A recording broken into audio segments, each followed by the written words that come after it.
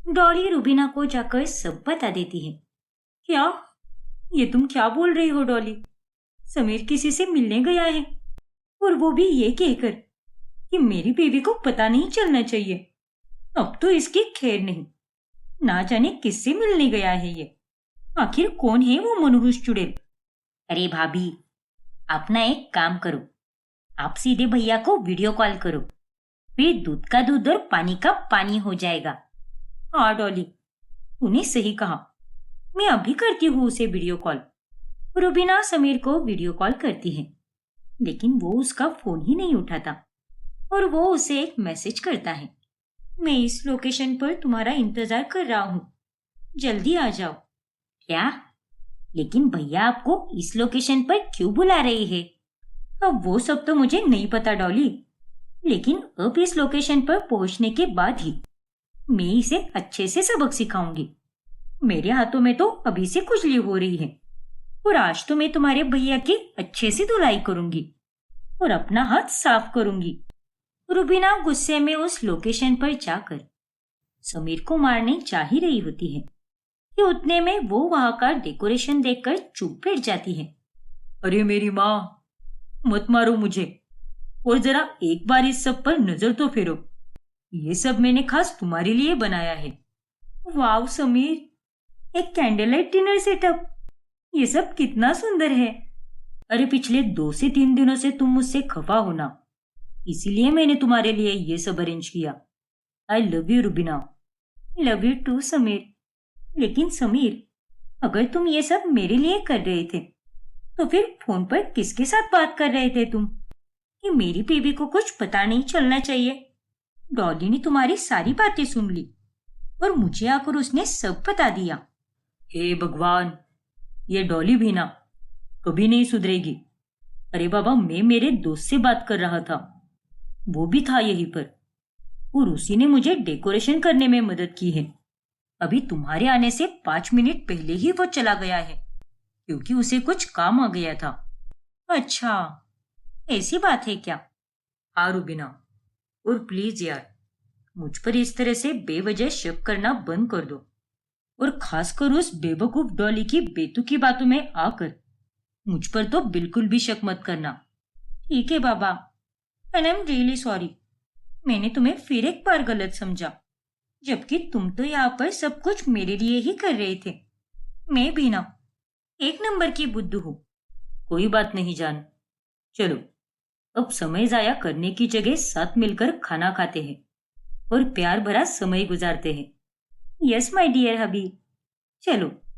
और फिर उसके बाद वो दोनों साथ मिलकर अच्छा समय बिताते हैं और फिर घर जाने के बाद समीर और उज्ज्वला डॉली को खूब सुनाते हैं।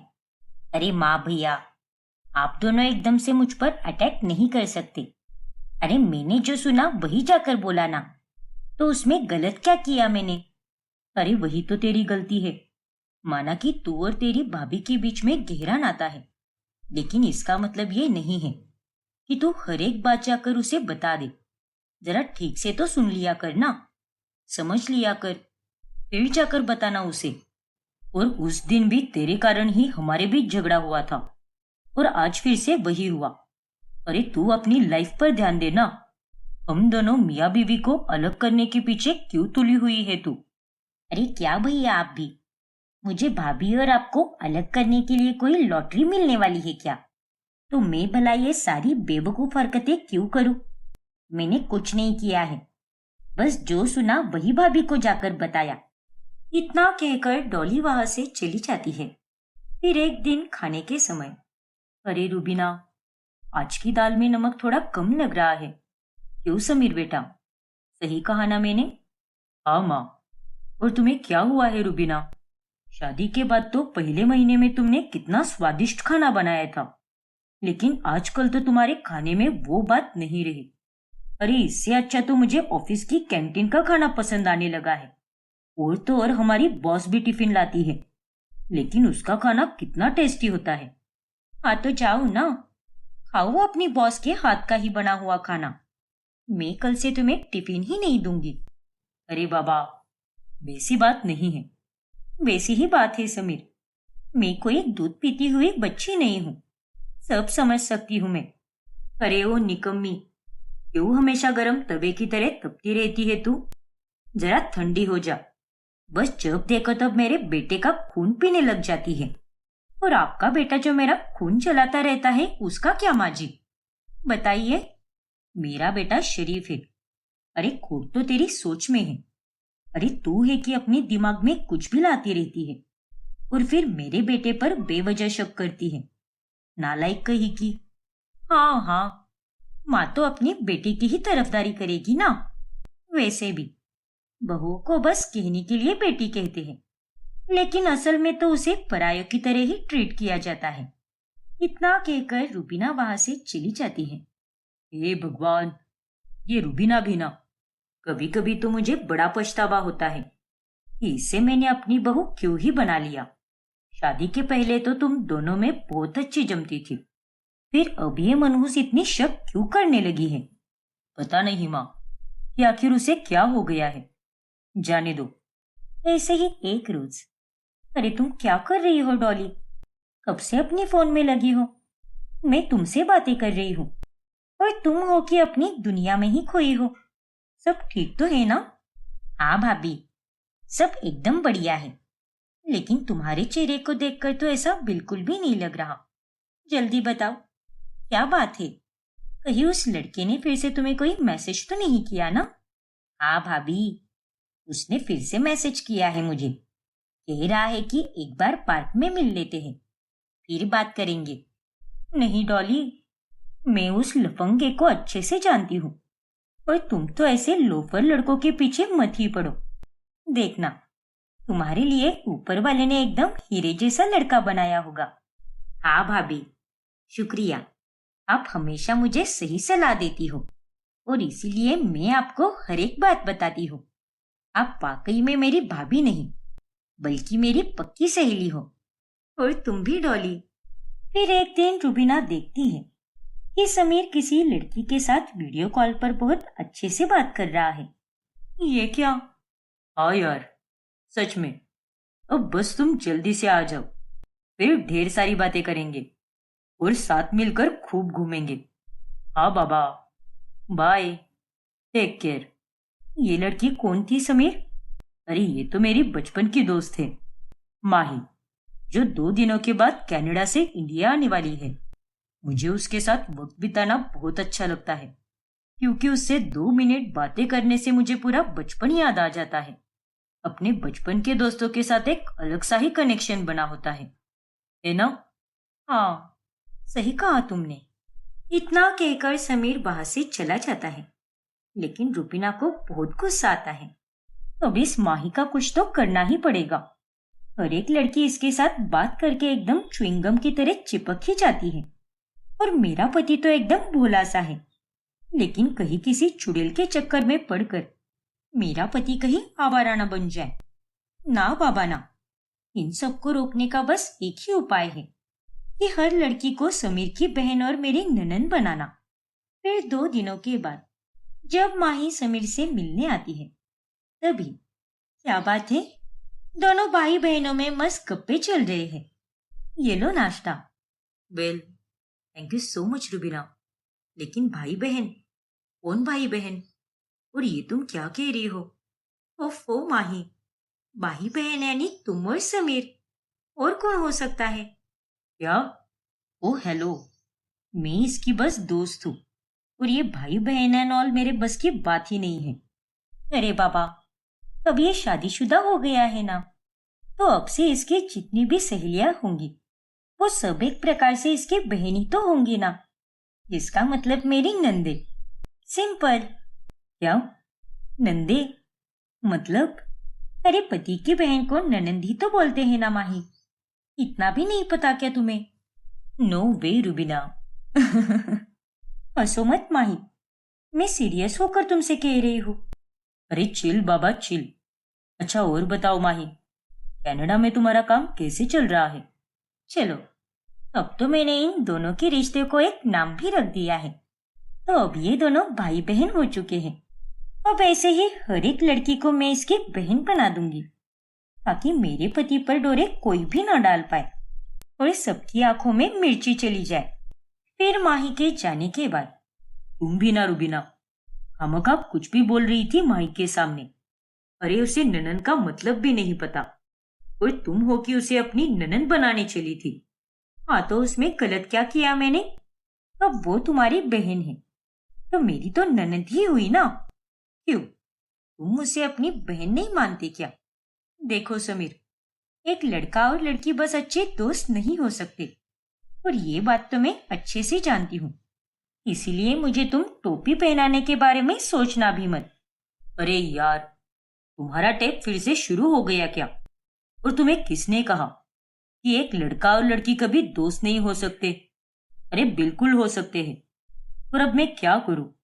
मैं हूं ही इतना अमेजिंग कि हर एक लड़की मुझसे दोस्ती करना चाहती है। और फिर माही तो मेरे बचपन की दोस्त है। लेकिन समीर, एक मिनट रुबीना, मुझे बॉस का कॉल आया है। कभी वो माही तो कभी इसकी बॉस तो कभी वो नागिन समायरा, ये सब के सब मिलकर मेरा और समीर का रिश्ता तुड़वा कर ही दम लेंगे। ना बाबा ना, सुबह सुबह शुभ बोल रुबीना, जो कहते हैं वही सच हो जाता है। नहीं, समीर और मेरे बीच में कोई नहीं आएगा। सभी लड़कियां समीर की बहनें ही हैं और कुछ नहीं। हाँ, फिर एक रोज जब समीर अपनी एक सहेली के गिफ्ट के साथ एक लेटर लिख रहा होता है तभी, अच्छा तो ये महाशय अपनी किसी सहेली के लिए तोहफे के साथ साथ नोट भी लिख रहे हैं। एक काम करती हूँ, मैं इसमें थोड़ा सा तड़का लगा देती हूँ।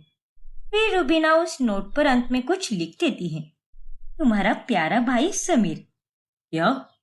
अरे यार रुबीना, तुम्हारे दिमाग में भूसा भर गया है क्या? तुम हर किसी को मेरी बहन बनाने के पीछे क्यों तुली हुई हो? क्यों समीर, उसमें तुम्हारी जान क्यों चल रही है इतनी?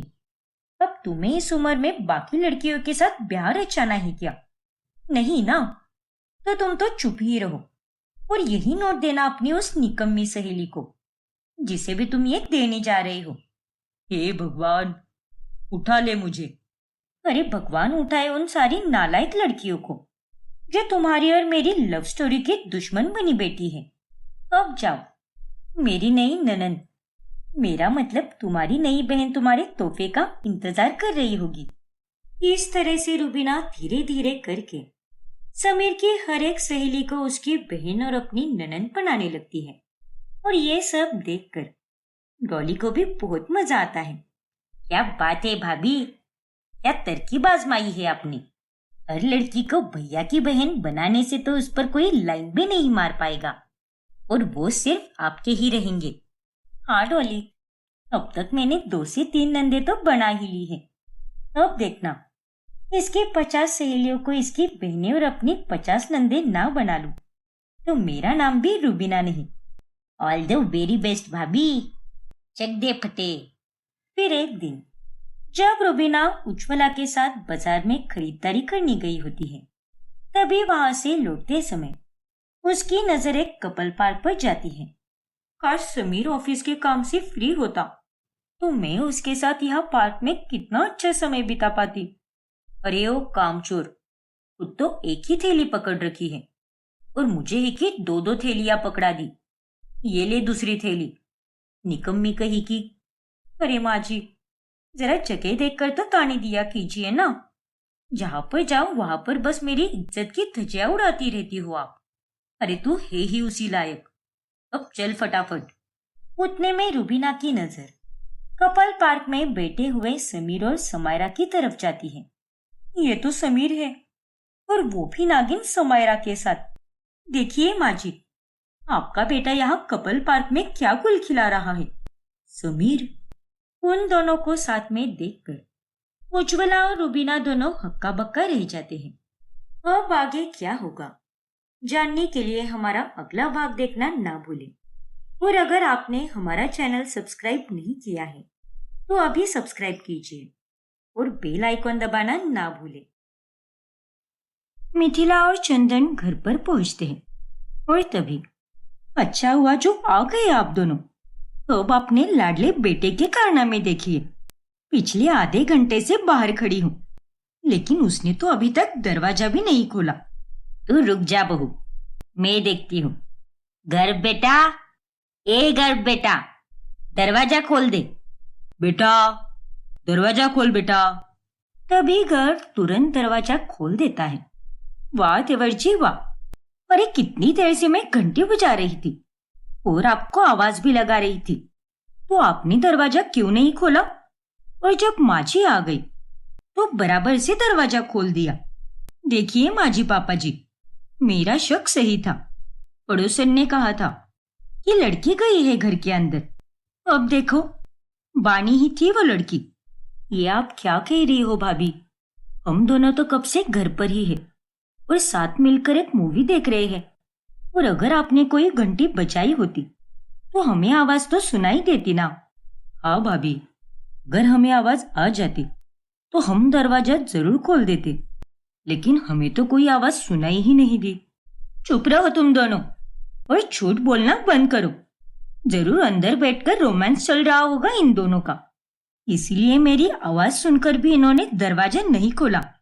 नहीं भाभी, अब आप मुझसे बड़ी हो, इसलिए मैं आपका सम्मान करता हूँ, लेकिन इसका मतलब ये नहीं है कि आप उस बात का फायदा उठा और जो मन में आए वो बोलती जाओ। गर्ग बिल्कुल सही कह रहा है भाभी, हम वैसे लोग बिल्कुल नहीं हैं जैसा आप हमें समझ रही हो। और आइंदा से प्लीज ऐसी कोई भी बात मत करना जिससे हमारे रिश्ते पर सवाल उठे। और मैं अच्छी तरह से जानता हूँ भाभी कि ये आप ही की चाल है, मुझे और बानी को माँ और पापा की नजरों में बुरा साबित करने के लिए। क्योंकि आपसे किसी की खुशी कभी बर्दाश्त हो सकती है क्या भला? क्या? चलो बस, अब बहुत हुआ, इस बात को यहीं पर छोड़ दो। लेकिन पापा जी। अनुष्का, मैंने कहा ना एक बार। अनुष्का चुप हो जाती है।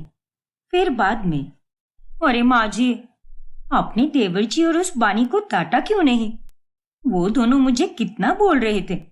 मैंने थोड़ी ना कोई झूठ बोला है। वाकई में वो दोनों अंदर थे और घंटी की आवाज सुनकर भी उन्होंने दरवाजा नहीं खोला। उन दोनों की बातों में मत आना माँ जी, और खास करके उस बानी की बातों में। बस कर अनुष्का, मुझे अच्छी तरह से पता है कि मेरा बेटा कैसा है और कैसा नहीं। मैं उसकी माँ हूँ और वो इतना घटिया इंसान है ही नहीं, और ना ही उसकी दोस्त है।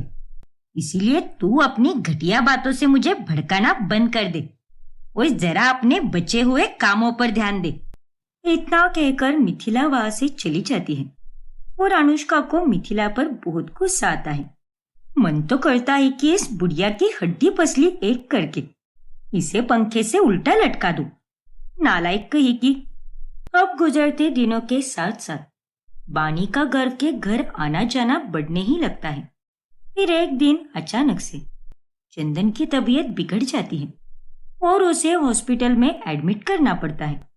हे भगवान, ना जाने किसकी नजर लग गई है। चंदन जी ठीक तो हो जाएंगे ना? आप फिक्र मत कीजिए आंटी जी, डॉक्टर से मेरी बात हो चुकी है। अंकल जल्द से जल्द ठीक हो जाएंगे। लेकिन माँ जी, अब आपकी हालत देखकर मुझे बहुत डर लग रहा है। एक काम करती हूँ, मैं आपके साथ ही यहीं पर रुक जाती हूँ। लेकिन बहू, तू अगर यहाँ पर रुक गई तो घर के सारे काम कौन करेगा? रजत को तो दुकान पर जाना होता है रोज, और चंदन जी के लिए खाना तो घर से ही लाना होगा ना। उन सब की चिंता आप मत कीजिए आंटी जी, मैं हूं ना। और अनुष्का भाभी, आप माँ जी के साथ ही रुकिए, कोई बात नहीं। मैं रुकती हूँ घर पर। मेरी जॉब को वैसे भी 2 दिन की छुट्टी है, तो मैं घर के सारे काम कर दूंगी और टाइम टू टाइम नाश्ता और खाना पीना सब लेकर आऊंगी। लेकिन बानी बेटा, तुझे इतनी दिक्कत लेने की क्या जरूरत है? अनुष्का है ना। ओफो माँ जी, अब जब बानी इतना बोल रही है तो करने दीजिए ना उसे। और अगर मैं घर पर रुक गई तो आपका यहाँ पर ख्याल कौन रखेगा? हाँ आंटी, भाभी सही कह रही है। इस तरह से अगले 2 से 3 दिनों तक बानी गर्व के घर पर ही रुकती है और भरपूर काम करती है। फिर ठीक होने के बाद जब चंदन को ये सब पता चलता है तभी, धन्यवाद बानी बेटा, तुम सच में बहुत अच्छी हो। भगवान तुम्हारी हर मनोकामना पूरी करे। अरे अंकल, इसमें धन्यवाद कहने की क्या बात है? आप भी तो मेरे पिता समान हो, लेकिन अब आप आराम कीजिए। ठीक है बेटा। बानी की हर कोई तारीफ करता है और ये देखकर अनुष्का को जलन होती है।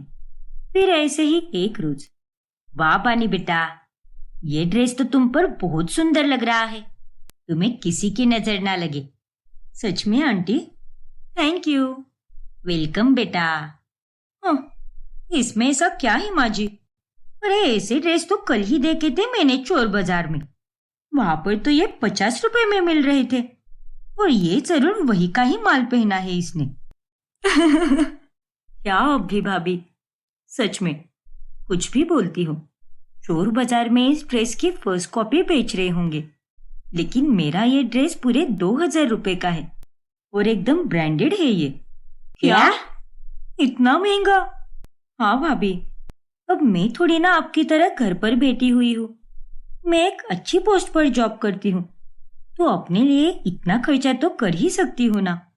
और मुझे तो महंगे कपड़े ही पसंद आते हैं, लंबे समय तक टिके रहते हैं, वरना सस्ते कपड़े तो एक दो बार की धुलाई में ही खराब हो जाते हैं। तूने बिल्कुल सही कहा बानी बेटा, ऐसी ही रहो, बहुत बढ़िया है। जी आंटी। बानी के इस जवाब को सुनकर अनुष्का की तो बोलती ही बंद पड़ जाती है। फिर एक दिन अनुष्का मिथिला की अलमारी से कुछ पैसे ले लेती है। मुझे आज अपनी सहेलियों के साथ घूमने जाना है। घर वाले या रजत तो मुझे कोई पैसे भी नहीं देते, इसीलिए अब मुझे चुपके से ही लेने पड़ेंगे। और मुझे पता है कि ये वही पैसे हैं जो मोहल्ले की औरतों ने माँ जी को दिए हैं, क्योंकि वो सब ट्रिप पर जो जा रहे हैं। लेकिन ये पैसे गायब होने पर सभी माँ जी पर बहुत चिल्लाएंगे। जाने दो, उस बुढ़िया के साथ तो ऐसा ही होना चाहिए। फिर अगले दिन जब मिथिला को पता चलते ही कि पैसे गायब हो गए हैं, तब वो बहुत घबरा जाती है और वो ये बात मोहल्ले की औरतों को बता देती है। क्या? अरे तू क्या पागल वागल हो गई है क्या मिथिला? ऐसे कैसे गायब हो गए सारे पैसे? अरे हम सब औरतों ने तुझ पर भरोसा कर कर तुझे पैसे दिए थे, और मुझे तो ऐसे लगता है कि तू झूठ बोल रही है। जरूर तूने ही हमारे पैसे खाए हैं। बिल्कुल सही कहा तूने, तू चोरनी है मिथिला। ऐसा नहीं है, मेरा भरोसा करो, मैंने कोई पैसे नहीं खाए हैं। सच में पैसे गायब हो चुके हैं। मैंने तो घर में हर जगह ढूंढा, लेकिन मुझे वो कहीं नहीं मिले। अरे क्या माँ जी, आप भी इतनी बड़ी होकर भी आप इतनी लापरवाह कैसी हो सकती हो? अगर आपको जिम्मेदारी निभाने नहीं आती तो उसे लेती ही क्यों हो? तभी उनकी ये सारी बातें बानी सुन लेती है। अरे भाभी, आप आंटी को ये सब क्यों बोल रही हो? अरे आपको तो अच्छी तरह से पता होना चाहिए कि आंटी कितनी समझदार और ईमानदार है, और फिर भी आप आंटी की साइड से बोलने की जगह दूसरों की साइड से बोल रही हो। ओ बानी महारानी, तुम हमारे निजी मामलों में टांग मत अड़ाओ। अड़ाऊंगी भाभी, क्योंकि मैं अपनी आंटी के खिलाफ एक शब्द भी नहीं सुन सकती। मिथिला आंटी जिम्मेदार है, इसीलिए आप लोगों ने इनके पास ट्रिप के पैसे दिए थे, और अब जब पैसे अचानक से गायब हो गए हैं, तो इसमें मिथिला आंटी की क्या गलती है? उनकी जगह पर आप भी तो हो सकती थी ना। ए लड़की, हमें सुनाने वाली तू कौन होती है? ज्यादा सयानी मत बन। और नहीं तो क्या, मिथिला ने गलती की है तो उसे तो गालियां खानी ही पड़ेगी। छी, अरे लानत है आप जैसे लोगों पर। आप सबको पैसे ही चाहिए ना। बताइए, कितने पैसे दिए थे आप लोगों ने? हम 5 औरतें हैं और सबने 1,000 रुपए दिए हैं, तो सब मिलाकर 5,000 रुपए हुए। ठीक है, ये लीजिए आप लोगों के पैसे, और चलते बनिए यहाँ से। ये सब क्या है बानी बेटा? कोई बात नहीं आंटी, आपने ही कहा था ना कि मैं आपकी अपनी हूँ। वो तो है बेटा, लेकिन तुझे इतने सारे पैसे देने की क्या जरूरत थी? मैं दे देती ना उन्हें। ये तो तेरी मेहनत के पैसे हैं, और इन्हें देकर तूने सही नहीं किया बेटा। ऐसा नहीं है आंटी, मैंने बिल्कुल सही किया है। वो लोग आपको सुनाए जा रहे थे, और ये सब मुझसे देखा नहीं गया। बानी का प्यार देखकर मिथिला भावुक हो जाती है। फिर बाद में, देखा तूने अनुष्का, तू तो मेरी बहू होकर भी मेरी बुराई कर रही थी, लेकिन बानी बानी ने ना सिर्फ मेरी साइड लेकर उन औरतों को चुप किया, बल्कि अपना दिल बड़ा रखकर उसने वो सारे पैसे भी दे दिए। बस बस माँ जी, आप नहीं जानती वो बानी किस खेत की मूली है। अरे ये लड़कियां ऐसी ही होती है, जबान से तो मीठी होती है, लेकिन मन की एकदम कड़वी। और वक्त के साथ साथ आपको ये बात तो समझ आ ही जाएगी। ऐसा कुछ भी नहीं होगा बहू, बानी जैसी तो कोई नहीं है। अनुष्का मुंह बनाकर वहां से चली जाती है और यूं ही दिन बीतते जाते हैं। फिर एक दिन, बानी, मुझे ये लगता है कि हमें अपने घर वालों को हम दोनों के रिश्ते के बारे में बता देना चाहिए कि हम सिर्फ अच्छे दोस्त नहीं हैं, बल्कि एक दूसरे से बेहद प्यार करते हैं। हाँ गर्व, तुम सही कह रहे हो। अब उनसे ये बात छुपाना सही नहीं होगा, और खास करके तुम्हारे घर वालों से। फिर बानी और गर्व अपने अपने घर वालों को उनके रिश्ते के बारे में बता देते हैं। और तभी माँ पापा, आप दोनों हंस क्यों रहे हो? अरे मेरे प्यारे बच्चों, तुम दोनों इतना घबरा क्यों रहे हो? अरे प्यार ही तो किया है, थोड़ी ना कोई चोरी की है। तुम दोनों को क्या लगा कि हमें कुछ समझ नहीं आ रहा?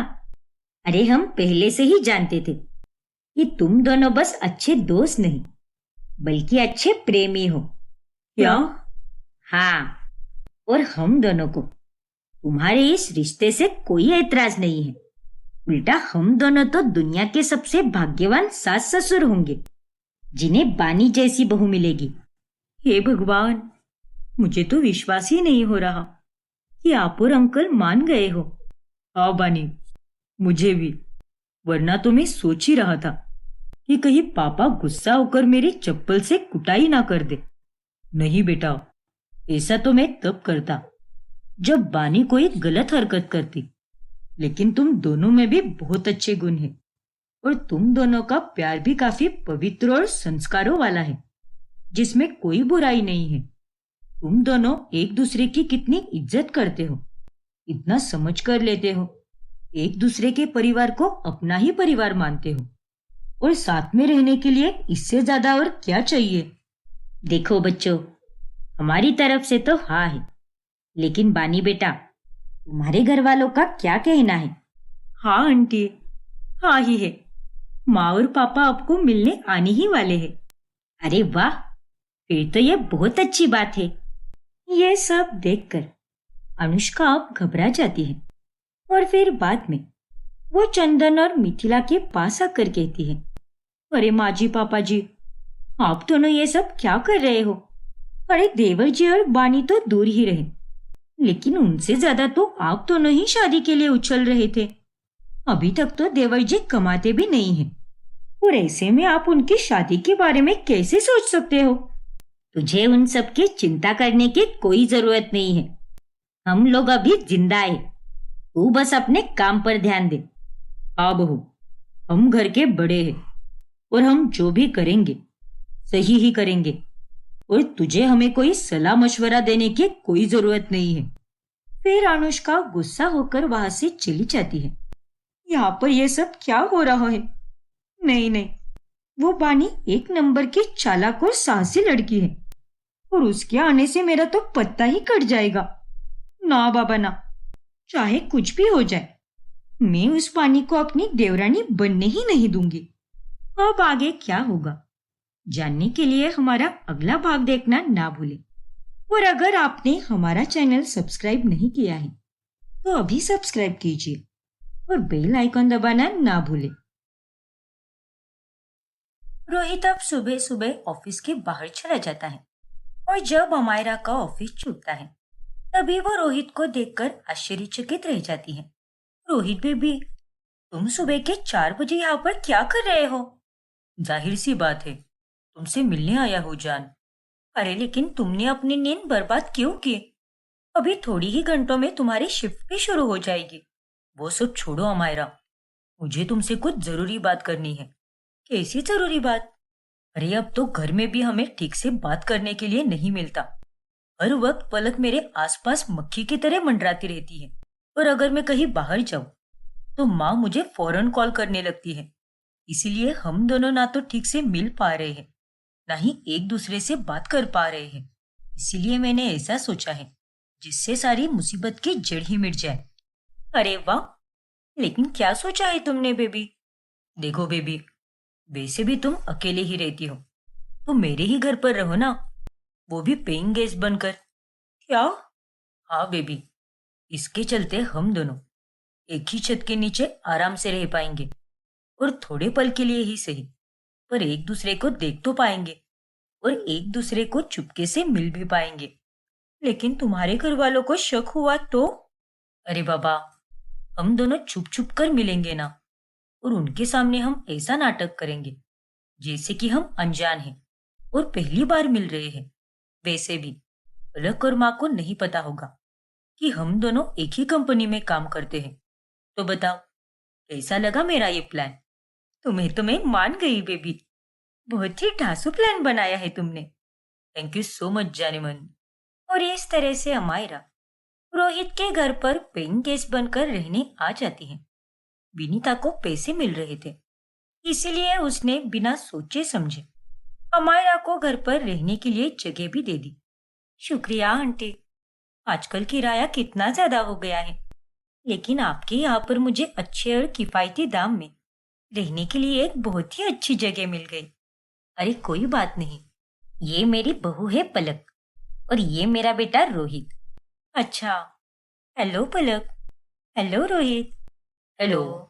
अमायरा, तुम अपने कमरे में जाकर फ्रेश हो जाओ, तब तक मैं तुम्हारे लिए खाना लगाती हूँ। ठीक है पलक। फिर बाद में अमायरा पलक के हाथ का खाना खाती है। वाह, क्या कमाल का खाना बनाया है तुमने पलक। तुम्हारे हाथ के स्वाद के आगे तो 5 स्टार रेस्टोरेंट भी फेल हो जाएंगे। एकदम मस्त बना है खाना, सच में मजा ही आ गया। अरे वाह, क्या बात है अमायरा। देखिए माँ जी, अमायरा ने मेरी कितनी तारीफ की। और एक आप हो जो हर रोज मेरे खाने में कोई ना कोई कमियां ही निकालती रहती हो। हाँ तो जो गलत है वो तो बताऊंगी ही ना, तभी जाकर सुधरेगी तू। वैसे अमायरा, आपको किसी और चीज की जरूरत तो नहीं ना? अगर कुछ लगे तो बता देना हमें। अरे नहीं नहीं, फिलहाल के लिए तो सब सही है, और अगर कुछ दिक्कत होगी तो मैं आपको जरूर बताऊंगी। Thank you. You are most welcome.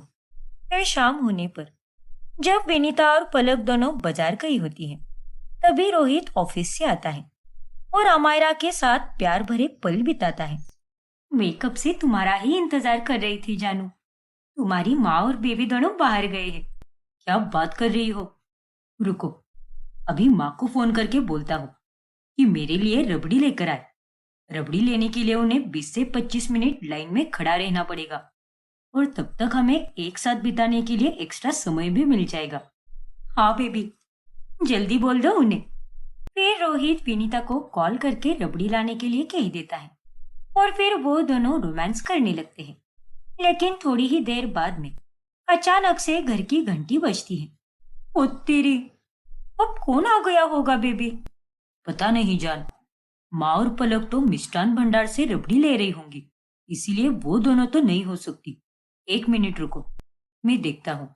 फिर रोहित जब दरवाजा खोलता है तब वहां पर पलक और विनीता ही होती है, और उन्हें देखकर रोहित और अमायरा हैरान हो जाते हैं। माँ आप और पलक, अरे आप दोनों को तो मैंने रबड़ी लाने के लिए कहा था ना, तो फिर आप दोनों इतनी जल्दी कैसे आ गए? हाँ बेटा, वो मिष्ठान भंडार बंद था ना आज, इसीलिए हम तेरी रबड़ी दूसरी मिठाई की दुकान से लाए हैं। क्या? लेकिन उसे भी आज ही बंद रहना था क्या? क्या कहा? मेरा मतलब उसने आज बंद क्यों रखी थी? वैसे तो उसकी दुकान हर रोज खुली ही रहती है ना। क्योंकि उसके घर पर किसी की शादी है, इसीलिए वो लोग गांव चले गए हैं। अरे तो फिर अपनी दुकान पर किसी और को रख लेना चाहिए था ना, फिर चला जाता वो। क्या आदमी है यार। अरे पर तुम्हें इतनी पंचायत क्यों पड़ी है? बंद थी तो बंद थी ना। हाँ हाँ ठीक है, अब जो भी लाई हो दे दो। आजा अमायरा बेटा, तू भी खा ले हमारे साथ। अरे नहीं आंटी, मैं ये सब नहीं खाती। मैं डाइटिंग पे हूं ना, इसीलिए। अरे काहे की डाइटिंग? आग लगे तेरी डाइटिंग को। अरे तू तो पहले ही चपाती जैसी पतली है। अब क्या तुझे मिस्टर इंडिया होना है क्या? अरे नहीं आंटी, वैसी बात नहीं है। क्या तुम भी अमायरा? एक बार खा लेने से कुछ भी नहीं होने वाला। अच्छा चलो, कल सुबह हम दोनों साथ में वॉक पर जाएंगे। वॉक करके तुम्हारी कैलोरीज भी बर्न हो जाएंगी और फिर उसके बाद ही तुम सो जाना। लेकिन पलक, मैंने कहा ना अमायरा, हम सुबह जाएंगे वॉक पर। पक्का? खा लो ना अमायरा, क्या होता है उसमें? अच्छा ठीक है, आप लोग इतना कह रहे हैं तो खा ही लेती हूँ। फिर अमायरा उन सभी के साथ रबड़ी खाती है। फिर अगली सुबह रोहित भी जल्दी उठता है और वो अमायरा के पास चला जाता है। चलो अमायरा, हम दोनों साथ में वॉक पर जाएंगे आज। लेकिन रोहित, आज मेरे साथ पलक आने वाली है वॉक पर। अरे उस पलक को गोली मारो और तुम चलो मेरे साथ। उससे कह देना कि मैंने तुम्हें उठाने की बहुत कोशिश की, लेकिन तुम सोई रही, इसीलिए मैं रोहित के साथ चली गई। ठीक है बेबी, बस 5 मिनट में रेडी होकर आती हूँ। अरे यार, तुम्हें थोड़ी ना किसी फैशन शो में जाना है। जैसी हो वैसी ही चलो ना। अरे तुम लड़के लोग मुंह उठाकर कहीं भी जा सकते हो, लेकिन हम लड़कियों को सजना संवरना पड़ता है, और ये बात तुम बिल्कुल नहीं समझोगे। अच्छा ठीक है बाबा, लेकिन थोड़ा जल्दी करो। फिर वो दोनों वॉक करने जाने लगते हैं कि उतने में पलक पीछे से आवाज लगाती है। अमायरा, रोहित, तुम दोनों कहाँ चले? लो हो गया से अप्पा। अरे पलक, तुम कब उठी? अरे मैं तो कब की उठ गई हूँ, लेकिन तुम दोनों मुझे छोड़कर अकेले ही क्यों जा रहे हो? ऐसी बात नहीं है पलक, मैंने तुम्हें उठाने की बहुत कोशिश की, लेकिन तुम उठी ही नहीं। इसीलिए रोहित ने कहा कि वो मेरे साथ चलेगा। हाँ, वैसे मुझे उठने में थोड़ी देर तो हो गई, लेकिन वही मैं सोचूं कि मेरा आलसी पति इतनी सुबह सुबह कैसे उठ गया, क्योंकि इससे पहले तो रोहित कभी नहीं उठा इतनी सुबह। अच्छा, ऐसी बात है क्या?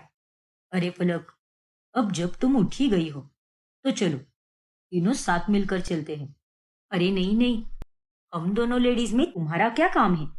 तुम अब घर पर ही रहो, तब तक हम दोनों घूम कर आते हैं।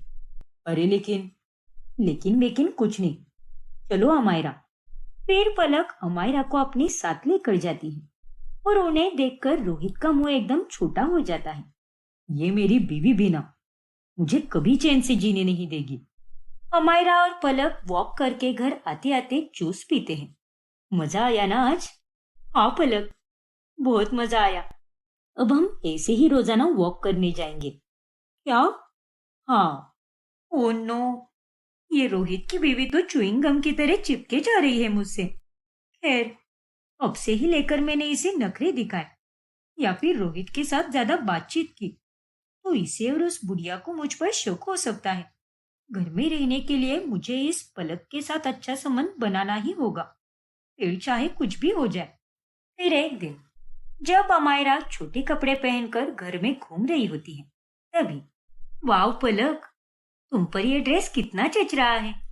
आज तो तुम बहुत सुंदर लग रही हो। Thank you Amayra.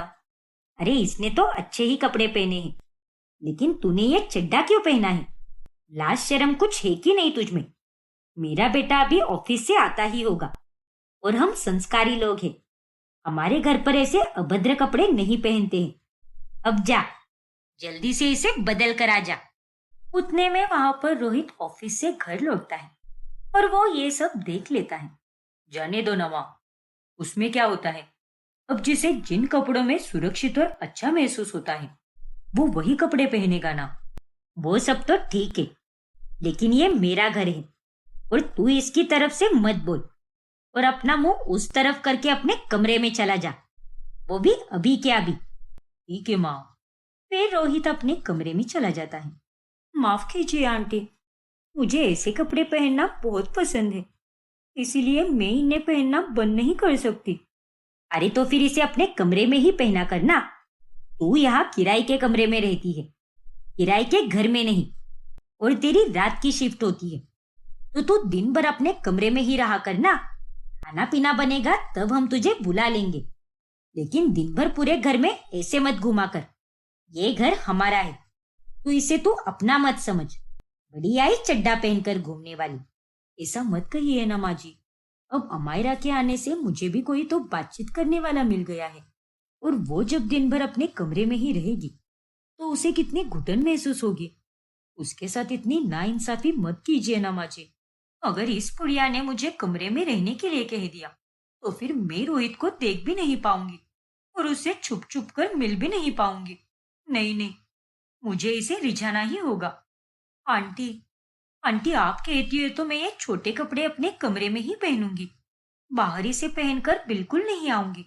लेकिन प्लीज आंटी, मुझे घर में घूमने से मत रोकिए। आप लोगों के साथ बातचीत करके मुझे अपनापन महसूस होता है, और पलक तो मेरी सहेली जैसी ही लगती है। और आंटी, बचपन से मैं अकेली ही रही हूँ। मेरा इस दुनिया में और कोई भी नहीं है, इसीलिए मेरे साथ ऐसा मत कीजिए आंटी। अबे मान जाना बुढ़िया, या दूं तुझे एक बुक्का। नालायक कहीं की, मेरी शॉर्ट्स को चड्डा बोलती है। अच्छा अच्छा ठीक है, कोई बात नहीं। मैं ये सिर्फ अपनी बहू के कहने पर कर रही हूँ, लेकिन अगली बार से ध्यान रहे, जरा ढंग के कपड़े पहना करो। ठीक है आंटी, शुक्रिया।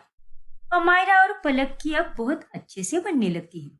जब पलक खाना बना रही होती है तभी अमायरा उसके पास बैठकर ढेर सारे गप्पे लड़ाती है।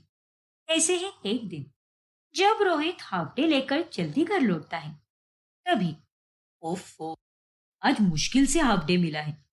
सोचा था जल्दी घर आऊंगा और अमायरा के साथ बहुत वक्त बिताऊंगा, क्योंकि माँ और पलक शाम 4 से 6 बजे तक सो ही जाते हैं। लेकिन ये अमायरा तो पलक के साथ गप्पे मारती बैठी है। अमायरा और पलक बहुत देर तक बातें करते हैं, जिस कारण रोहित को उसके साथ समय बिताने का मौका ही नहीं मिलता और वो बहुत चिढ़ जाता है। फिर रात में जब वो दोनों चुपके से छत पर जाते हैं तभी, माफ करना रोहित, लेकिन तुम्हारी बीवी के साथ बात करते करते वक्त कब बीत गया कुछ पता ही नहीं चला। सच में पलक बहुत अच्छी है यार, उसके साथ समय गुजारना मुझे बहुत अच्छा लगता है। अरे तुम तो उसके साथ ही लगी हुई थी, और मैं यहाँ पर हाफ डे लेकर स्पेशली तुम्हारे लिए आया था, और कब से तुम्हारा इंतजार कर रहा था। तुम्हें पता भी है, तुम दोनों 2 से 3 घंटे तक गप्पे मार रही थी। ऐसी क्या बातें कर रही थी दोनों? अरे बाबा, हम दोनों तो यहाँ वहाँ की बातें कर रहे थे, और उसी के कारण हमें वक्त का पता ही नहीं चला। फिर अब देखो, कुछ देर में ही तुम्हारे ऑफिस जाने का समय भी हो जाएगा, और मैं तो यही कहूंगा कि पलक के साथ इतना मत घुलो मिलो। एक हद तक सब कुछ सही होता है, बाकी हर एक कदम सावधानी से रखो। इस घर में किसी को भी पता नहीं चलना चाहिए कि हम दोनों का अफेयर चल रहा है। हाँ बाबा, मैं सब समझती हूँ, पर तुम इस बात की चिंता बिल्कुल मत करो। उतने में वहां पर विनीता आ जाती है, और उसे देखकर अमायरा और रोहित के होश ही उड़ जाते हैं। तुम दोनों यहाँ पर क्या कर रहे हो? वो भी इतनी रात गए। अब आगे क्या होगा जानने के लिए हमारा अगला भाग देखना ना भूलें। और अगर आपने हमारा चैनल सब्सक्राइब नहीं किया है तो अभी सब्सक्राइब कीजिए और बेल आइकन दबाना ना भूलें।